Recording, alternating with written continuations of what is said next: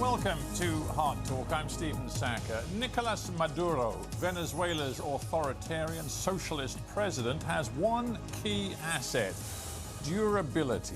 Over the past decade, he's overseen a crumbling economy, hyperinflation, widespread hunger, and the exodus of a quarter of Venezuela's population. And yet he is still in power, and the opposition's big idea, the creation of an alternative government, has foundered. Next year, there's supposed to be a presidential election. My guest, Maria Corina Machado, is currently front-runner amongst opposition candidates. But does she have any realistic chance of toppling Venezuela's strongman?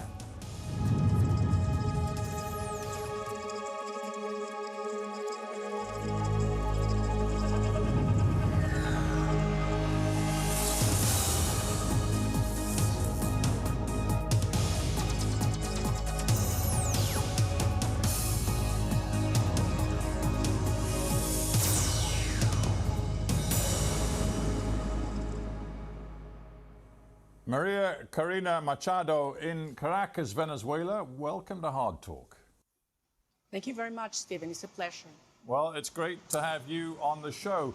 For years, you have argued that participating in democracy in Venezuela under Nicolas Maduro's rule is a grave mistake because it ends up legitimizing Maduro. So how come you've now decided to put your hat in the ring and seek the nomination from the opposition to fight in next year's presidential election? For years, we, the Venezuelan people, have been explaining to the world the way Nicolas Maduro has been rigging elections and turning down through control and repression the judiciary system, the National Assembly, as well as the military at every single democratic institution. We've reached a point in which we realize that Maduro is willing to do anything to stay in power.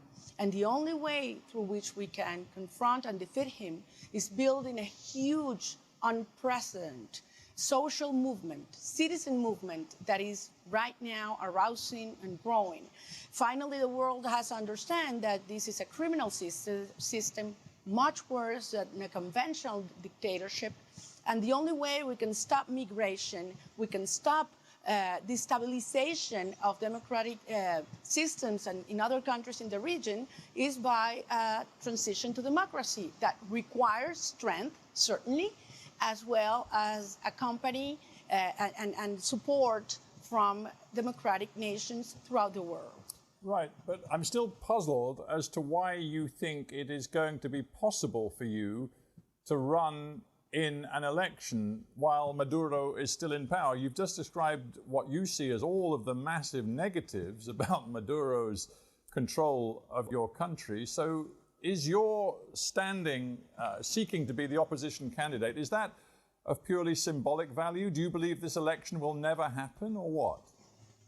Oh, it's not symbolic, it's realistic, and it's growing in strength and support and hope. And we are certainly not the same, Stephen, as we were years ago. We, the Venezuelan people, and certainly the regime. It is important to understand that Maduro has sacked the country, not only the oil enterprises, as well as the rest of the economy has been destroyed. They have robbed every single resource and has our country totally indebted, debts that they cannot pay, because no one is going to invest in a country that is last in every single index of rule of law in the world. So they have right now a huge problem. They have arms, certainly, but even the support of the regime in the bases and middle ranks of the armed forces and police is melting down, because people in the military and in other groups do have family, sisters, mothers, children that are also starving. Over 9 million people in Venezuela are under starvation right now. But so the regime is not the same. The world understands Maduro is toxic. How credible are you, though, as the woman to topple Maduro when actually you've been banned from holding public office for 15 years? So even if you were to win the nomination to represent the opposition later this year.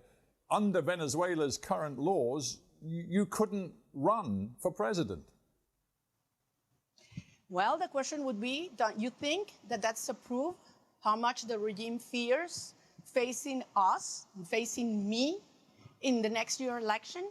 Because actually, as you may have said, what all the opposition forces have accepted is going to a primary process that has nothing to do with the regime or the institutions they control. It is a private process of democratic and citizen forces in which every single Venezuelan inside our country or abroad can participate. And certainly that exercise will provide us of a huge legitimacy to have, a single voice towards the international community around a strong and robust strategy how to face the regime and start overcoming every single obstacle. Believe me, trying to disqualify me is just one of a large list of very tough obstacles we need to face and overcome in order to have a free and fair election in Venezuela. We are 18 months away from that date, though, and we do have time to build strength. Yeah, but one of the biggest obstacles you've got is actually sort of an act of self-harm, in that the opposition in Venezuela has been deeply embarrassed and damaged by the failure of that political initiative launched by Juan Guaido back in 2019 to offer up an alternative government, to say Maduro's illegitimate, I'm the real leader of Venezuela. The Americans back that idea, many countries in the West and in Latin America, but the whole thing ran out of steam. Guaido is now politically finished, and it embarrassed the entire Venezuelan opposition because it made you look incoherent. Would you acknowledge that?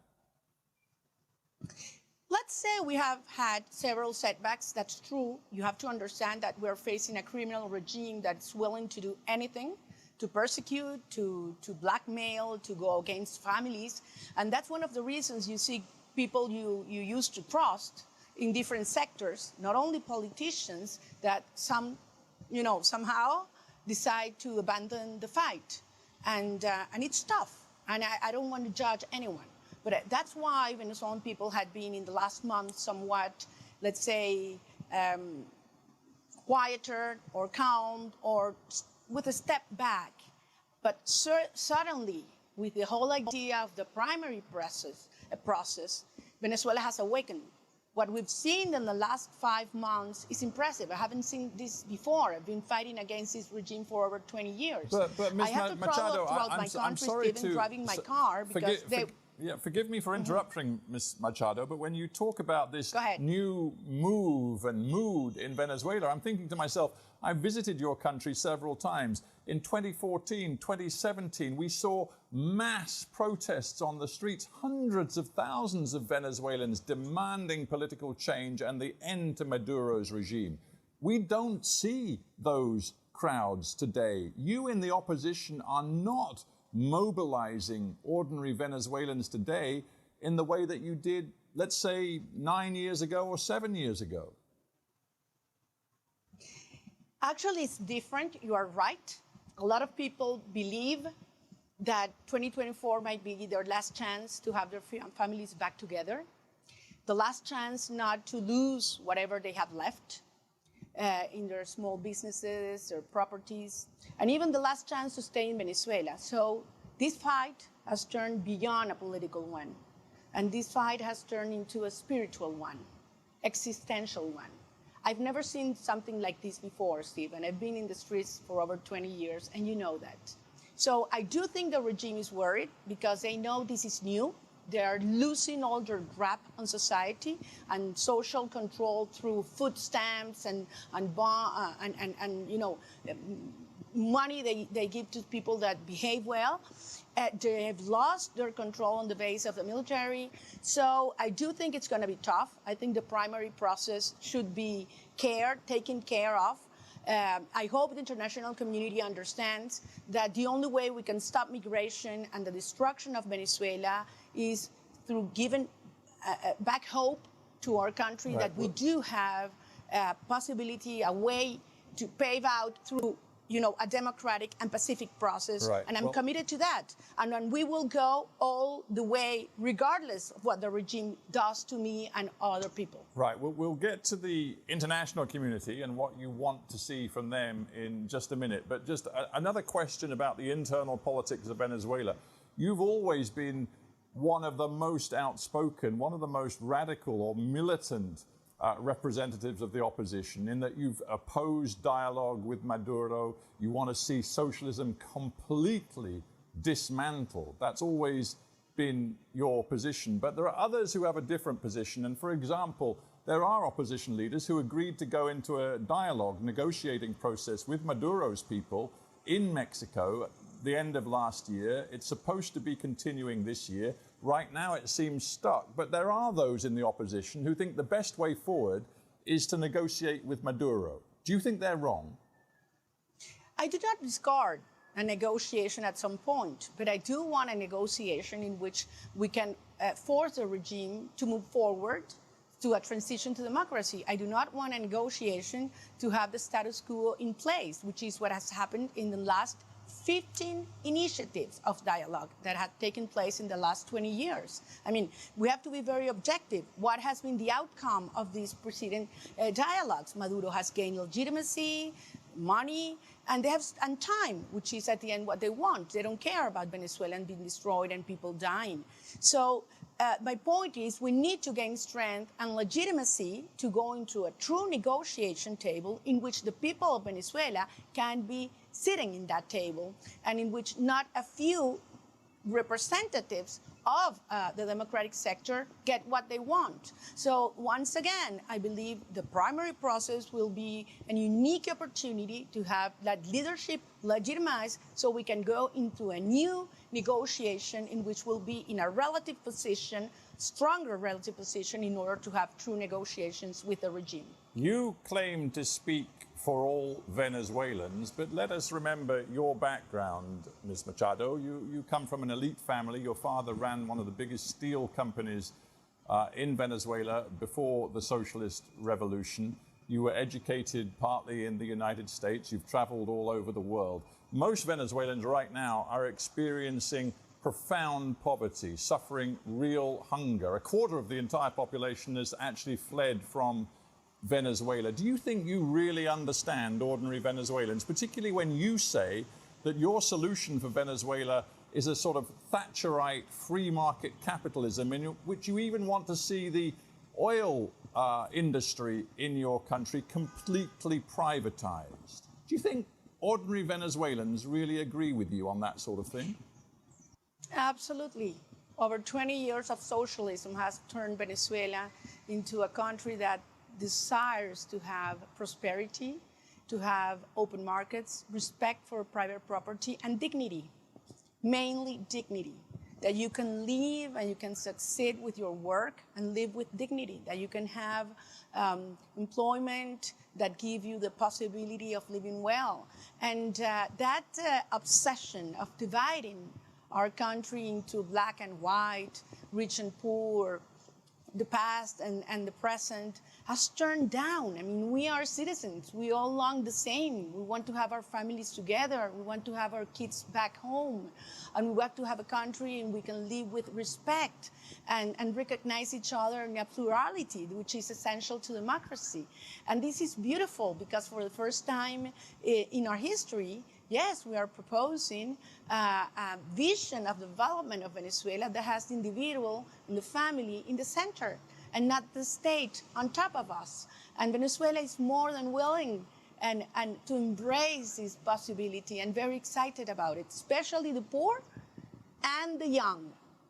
I do want to be a little personal with you because you've talked about it in the past. That is your own family. You have 3 children, I believe, and all of them are currently living outside of Venezuela. I just wonder, when you talk about the millions of Venezuelans who fled from the country, whether you, given that you're separated from your own children, whether you really think right now it is worth staying in Venezuela and fighting Maduro politically. It has absolutely worth it. And I'm sure that one day when we look back, we will agree with that. A few days ago, a woman in Merida told me, you are the only instrument I have left to bring my kids back. And I looked at her back and I say, and you are the only one I have to bring my own. So this is very profound. This is very powerful. And even though I sometimes feel very guilty that I've not been with my children in very important moments of their lives. I've been banned from leaving Venezuela for over 10 years. I'm sure they realize we're doing this for them because I want them to all, as well as the rest of Venezuelan young and children in the future, to live in a country they can feel proud of. Earlier, you said to me that you were looking to the international community for support in your fight to get free and fair elections, genuine democracy to Venezuela. How disappointed are you that right now the tide seems to be running against you and in favor of Nicolas Maduro, particularly in your home region, Latin America, with a host of new leftist leaders in power in key governments across the region, and leaders who are expressing a much warmer, more sympathetic feeling towards Maduro and his socialist government? Well, we have to understand that Nicolás Maduro is not alone in this process. He has a wide range of relations with criminal networks that go from drug cartels to guerrilla to terrorist groups in the Middle East. Hang on. I have to stop you. Ms. Machado, I have to stop you because I'm not talking about shady characters and criminal networks. I'm talking about a new generation of democratically elected leaders across Latin America. For example, just a month or two ago, President Lula in Brazil expressed his much warmer feelings toward Nicolas Maduro. We've got the Colombian president, Gustavo Petro, who seems to be much less inclined to support the Venezuelan opposition and much readier to do deals with Nicolas Maduro. All I'm saying is the regional environment has changed and not in a way that favors you. Let me get there, because that's how it looks right now. But it's important to understand that Nicolás Maduro's ties with Russia, with Putin, with Iran are closer and more evident than ever. So those kind of, let's say, ideological supports that he might get from Lula, Petro, AMLO, start to be questioned. Just see what the president of Chile just did a few days ago and say, no, there are democratic and human rights huge violations in Venezuela, which are a red line. So Maduro is turning into a toxic ally, and Lula's intent to embrace Maduro backfired in his own country, in his own Congress. So I do think that there is a possibility that these, let's say, ideological closer presidents in the region will understand that it's in their own interest to push Maduro into a kind of transition such as the one that we represent, in which we are willing to do an orderly and sustainable transition in which we will open to our whole society and we will go through a strong and serious negotiation process in which Maduro will understand that it is the only opportunity he's got left and that his allies will support it as well into having free and fair elections at the end of next year in Venezuela. Right. The thing is, you're trying to put a positive gloss on it, and you want to believe that pressure is mounting, international pressure is mounting on Maduro. But surely the biggest problem you've got of all, in many ways, is in the United States, where it's quite clear that the era of so-called maximum pressure on Venezuela has come to an end. The US, given its absolute preoccupation with the Ukraine war, is looking to forge new energy ties, which may well include using Venezuelan oil. But they also have indicated, and I'm quoting a US official here who spoke just a short time ago, he said the Biden administration does not want to keep sanctions on Venezuela in perpetuity. The new atmosphere in Washington is really not helping you at all, is it? No, it's not helping, and perhaps the reason was they were very pessimistic because they weren't seeing the possibility of a true change and Maduro being defeated. But that has changed dramatically in the last months, especially in the last weeks. No serious investment will come in a country where there's no rule of law, and the only way Venezuela can turn into that energy hub of the Americas is with our government, and that's precisely what we'll do. So we need to align the interests of all stakeholders and make them understand that it is the greatest opportunity for everyone, creditors, bondholders, investors, and certainly the Venezuelan people. So having this chance, this true chance to believe again there's a huge opportunity to defeat Maduro next year, that this social movement is growing, that it will not be stopped. I hope and I believe that it will change the policies in certain countries that had lost faith in Venezuela, and it will come from us, the people. We will not be stopped.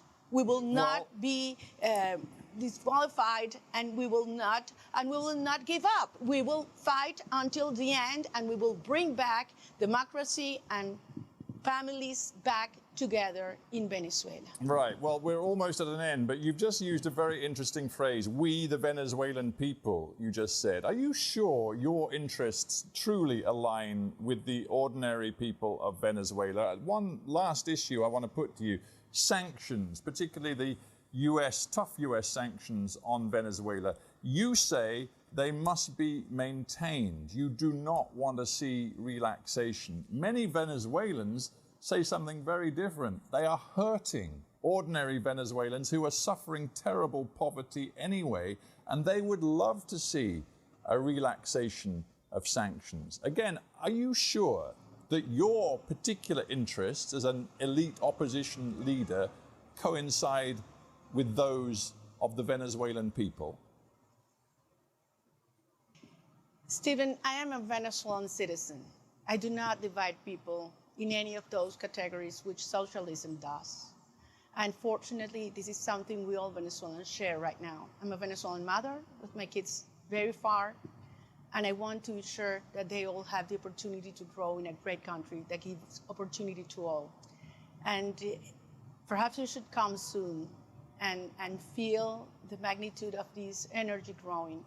Sanctions are the consequences of huge, obscene violations of human rights, corruption, and narco-trafficking, and should be used to pressure the regime to move forward into what we all Venezuelans dream, is to have a country where we can be back together, when we have respect, we have justice, and most of all, we have dignity and freedom. And that's what we represent today.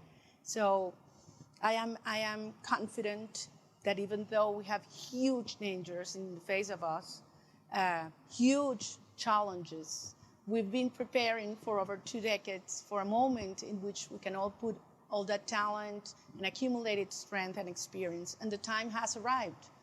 And this is the time, and we will do it right, and we will go until the end. All right. We, unfortunately, have reached time on this interview. I have to end it there, but Maria Corina Machado, it's been a pleasure talking to you. Thanks for joining me from Caracas. Thank you very much.